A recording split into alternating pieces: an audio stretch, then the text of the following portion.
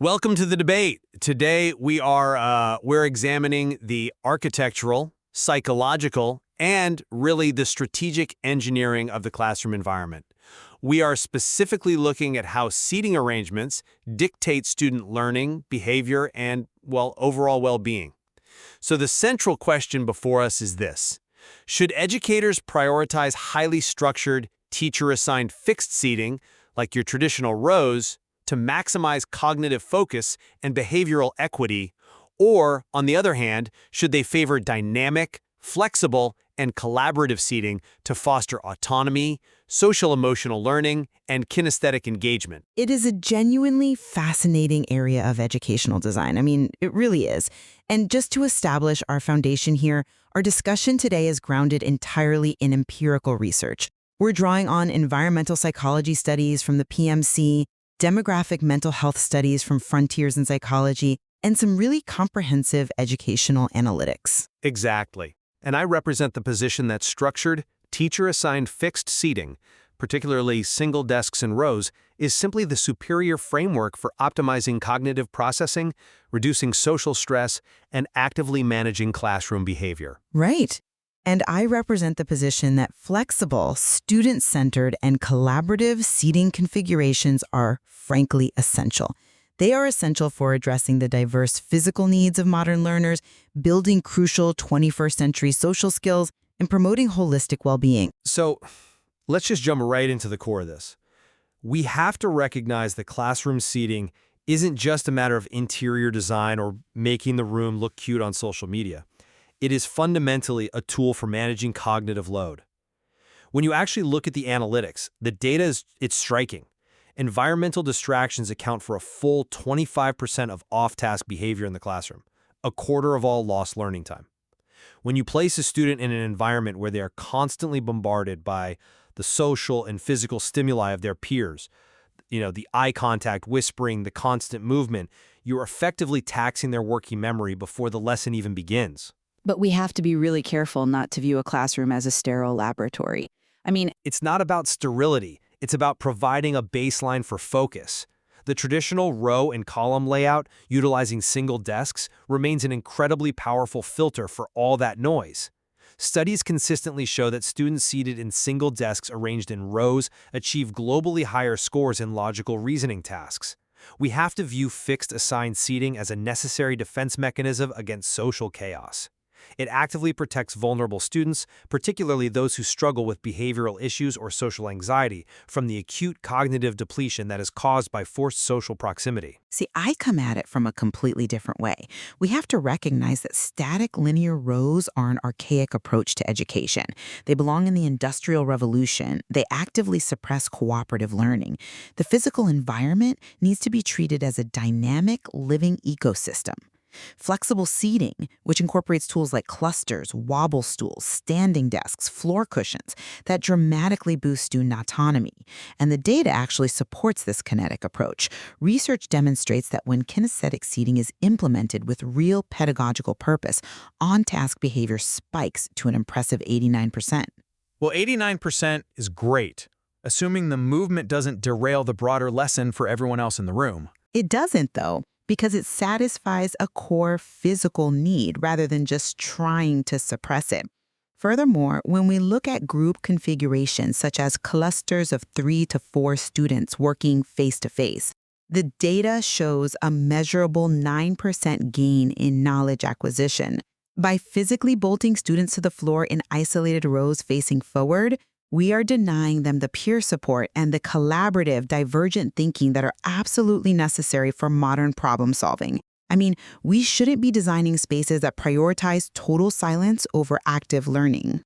That's an interesting point, though. I would absolutely frame it differently. When we talk about active, engaged learning, we really have to unpack what is actually happening at a neurological level when students are placed in close physical proximity to one another. There is a heavily researched concept in environmental psychology known as the social discomfort hypothesis. Right, the idea that closeness inherently creates stress. Exactly. Think about the sheer cognitive bandwidth it takes just to exist in a middle school classroom, for instance.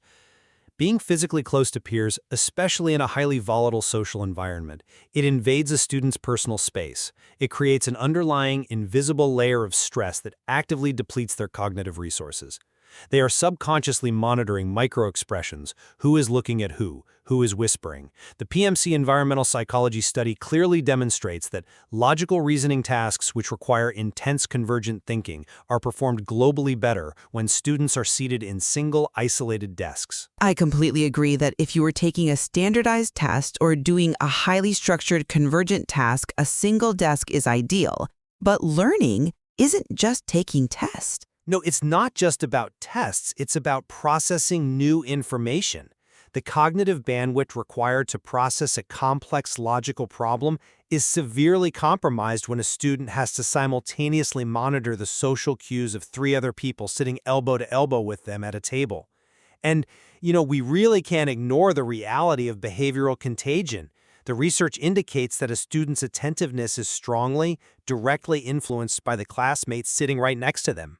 You mean mimicking behavior? Precisely. If a student is seated next to a disengaged peer, they actively mimic that disengagement. The data shows they write half as many notes and they drop an average of 9 points on follow-up quizzes. Close proximity to distraction literally and measurably diminishes academic output. You are sacrificing the individual's achievement for the sake of the group's social time. While I acknowledge that traditional rows clearly benefit highly isolated logic tasks, the reality of a comprehensive education is that we are also trying to build divergent thinking. We want students to generate new ideas, not just recite old ones. Clusters promote exactly that. In fact, the same PMC research you just referenced notes a really fascinating nuance. Students who are highly socially integrated, meaning those who report lower levels of loneliness, they generate significantly more creative ideas when they are seated in clustered groups.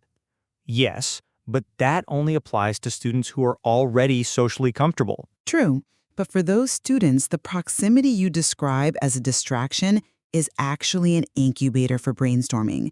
And this is where the pedagogical strategy of heterogeneous seating becomes absolutely vital. We are not just throwing random kids together at a table and hoping for the best. By mixing ability levels intentionally, say pairing a high-achieving student, a medium-high, a medium-low, and a student who is struggling, we utilize something called the one-step rule. Ah, the peer tutoring dynamic. Right.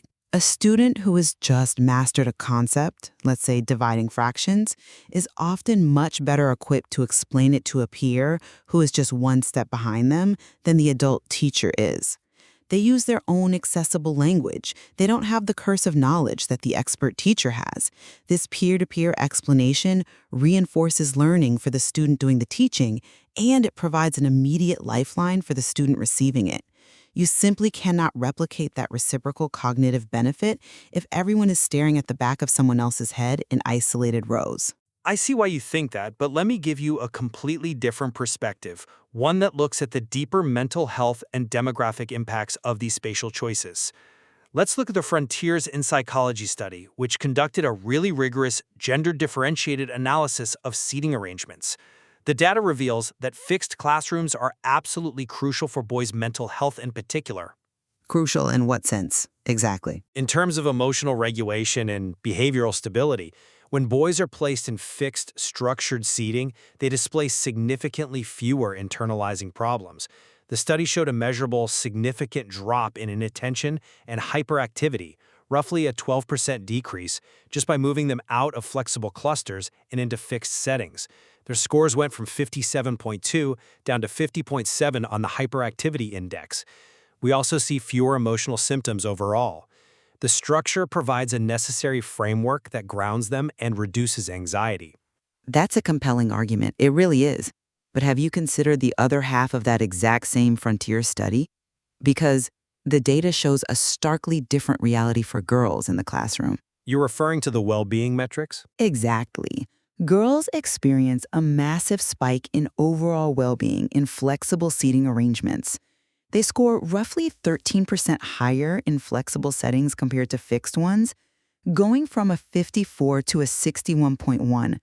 They also report dramatically fewer internalizing problems. The researcher suggests This is because flexible seating leverages the problem-solving and self-control skills that these students are developing. It allows them to practice social navigation in a safe, controlled space. But we also have to consider the lonely children in our classrooms, regardless of gender. The data shows that lonely children perform much better on theory of mind tasks, which is basically social cognition, the ability to understand what others are thinking and feeling. They perform much better on these tasks and on originality tasks when they are seated alone. For these vulnerable students, forced group work in a flexible setting actively spikes their anxiety. Their cognitive performance drops because they are forced into a state of hypervigilance. They are constantly scanning for social threats in a close proximity environment. Structure in this specific case isn't a restriction. It is a form of psychological protection. I hear that, but beyond gender and social integration, we have to look at neurodivergent populations. Flexible, kinesthetic options are genuinely life-changing here. Things like bouncy bands on chairs, floor cushions, standing desks, they provide essential sensory regulation for students with ADHD. They need proprioceptive input, which is basically the body's way of sensing where it is in space. Think of how a bouncy band on a chair lets a kid burn off excess physical energy so their brain can actually lock in on the math problem on the board. In surveys of students with mental health challenges, a staggering 88% report that their ability to concentrate improves in flexible environments, where they're allowed to manage their own physical needs. By standardizing the environment into rigid rows, we are creating a massive accessibility barrier for students who simply cannot learn while remaining completely stationary. Look, I'm not entirely disagreeing with the fundamental need for movement, but true accessibility requires proactive structure, not a reactive free-for-all. Even for students with specific legal accommodations, such as IEPs or 504 plans, proactive, fixed assigned seating is demonstrably better for them. How so? If they need a standing desk, shouldn't they be allowed to just choose one? Because assigned seating allows the teacher to seamlessly integrate those accommodations before the class ever begins. Let's say a student has a visual impairment or requires discrete proximity to the teacher for behavioral prompting. The teacher can engineer the seating chart to place them exactly where they need to be. The student arrives, finds their assigned seat just like everyone else, and the accommodation is met without the student ever feeling singled out or stigmatized. But in a flexible room, they could just choose to sit near the board on their own. In a truly flexible environment, you introduce competition for preferred seating. The couch or the wobble stool becomes a prize. That competition can actually marginalize the very students who need those physical accommodations the most. It forces the teacher to intervene publicly, ask someone to move, and draw completely unnecessary attention to a student's disability. It turns into a game of musical chairs. I'm sorry, but I just don't buy that. Let me tell you why. Flexible seating is not a free-for-all, and treating it like a game of musical chairs is a fundamental misunderstanding of the methodology. Proper flexible seating is defined as choice within structure. But choice inherently removes the teacher's control over the room's dynamic. Not if it's managed correctly. Effective educators implement a home-based routine. Students start class in an assigned spot for direct instruction, and then they transition to flexible options based on the specific demands of the task. This process teaches metacognition. A student learns to recognize, I am reading right now, so I focus better on a floor cushion in a quiet corner. Or, I am doing collaborative math, so I need to be at a standing desk with a partner. We are teaching them how they learn, not just what to learn. I'm just not convinced by that line of reasoning. Because leaving seating to student choice, even with supposed parameters, introduces massive behavioral risks. The data is unambiguous on this front. Disruptive behavior occurs at 3 times the rate when students choose their own individual seats and twice the rate when they choose their own groups. Well, if they haven't been taught how to manage that choice, certainly. Even when they have, middle school, for instance, is a volatile mix of shifting social alliances. You cannot leave that to chance. The teacher must act as a deliberate social engineer using data-driven seating. Social engineer sounds a bit dystopian, doesn't it? It's essentially like creating a seating chart for a highly volatile Thanksgiving dinner. You wouldn't put two arguing uncles next to each other. You buffer them. Teachers have to do the exact same thing. They need to map the room by categorizing students by energy levels. You have your captains who lead, your socialites who are highly talkative, your stealths who are quiet and focused, and your wildcards who struggle with behavior. A data-driven seating chart strategically uses those quiet stealths as buffers to separate the highly talkative socialites. It prevents the classroom from becoming an engine of distraction. Forcing social integration through rigid, teacher-imposed isolation is a paradox. You are arguing for a harmonious room while simultaneously advocating for an arrangement, rows and single desks, that inherently restricts organic social interaction. And the problem with categorizing students into buckets like wildcards or socialites is that it risks locking them into permanent behavioral identities. It's not about locking them into identities. It's about managing the present reality of their behavior to protect the learning environment for everyone else. Furthermore, assigned seating is actually a powerful tool for social equity. Research shows that strategically assigned seats boost new friendships by 50% across gender, class, and ethnic lines. Why? Because it forces students out of their natural, comfortable cliques and silos. Yes, teachers should be strategic, but that strategy should be directed toward building cooperative capacity, not just suppressing talking. When students are allowed to practice choice within a dynamic environment, they learn to self-regulate. They learn how to work next to a friend and still get their work done, which is a required professional skill in the adult world. And if we just leave them in traditional rows, we guarantee the creation of the well-documented back row effect. Right, the drop-in engagement at the back of the room. Exactly. If you're in the back row of a linear grid, you might as well be in another zip code. Students, relegated to the back, actively disengage. They lose visual line of sight with the instructor, they miss out on interactive learning opportunities, and historically, they show significantly higher dropout rates. If we absolutely must have structure, we should be advocating for at least a U-shape or a horseshoe layout. This democratizes the room, removes the back row entirely, and keeps all students in the teacher's line of sight while fostering an actual sense of community. I'll grant you that the back row effect is a real pedagogical failure, but fixing it doesn't mean we have to abandon the structural benefits of rows entirely. To summarize my position in light of this discussion, the empirical evidence overwhelmingly supports the strategic use of structured, fixed seating as the most effective baseline for a classroom. Environmental distractions carry a massive cognitive cost, and proximity often acts as an accelerant for behavioral contagion.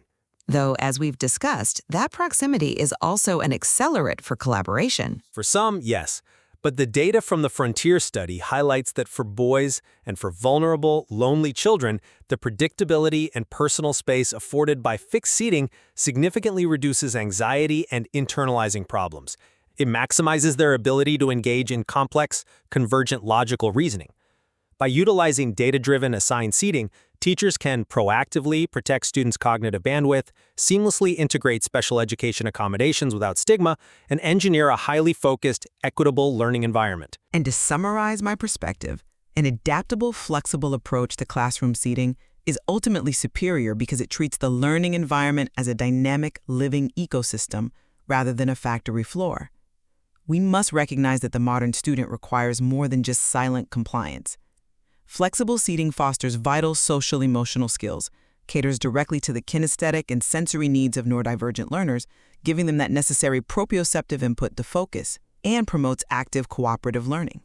As the data shows, when students are given structured autonomy and physical options, on-task behavior and overall well-being, particularly for girls, see massive improvements. The classroom space should empower students to understand and manage their own learning needs. I think where we ultimately land is that the concept of a singular, perfect classroom layout is likely a myth. The optimal physical arrangement is highly task-dependent. Rows clearly hold immense value for direct instruction, individual testing, and convergent logical reasoning. They protect focus. Absolutely. And clusters or flexible arrangements are clearly superior when the instructional goal shifts toward collaborative problem-solving, creativity, and divergent thinking. Where we converge is on the understanding that the physical space of a room is not just a passive backdrop. It is a powerful, active instructional tool that deeply impacts cognitive and emotional outcomes. We encourage our listeners to critically observe and reflect on the spatial dynamics in their own environments, whether that's in education or the workplace. Consider how the physical arrangement around you is shaping your focus, your interactions, and your cognitive load. Thank you for joining us for this exploration of environmental psychology and educational design. As always, we leave the ultimate conclusion up to you. Until next time.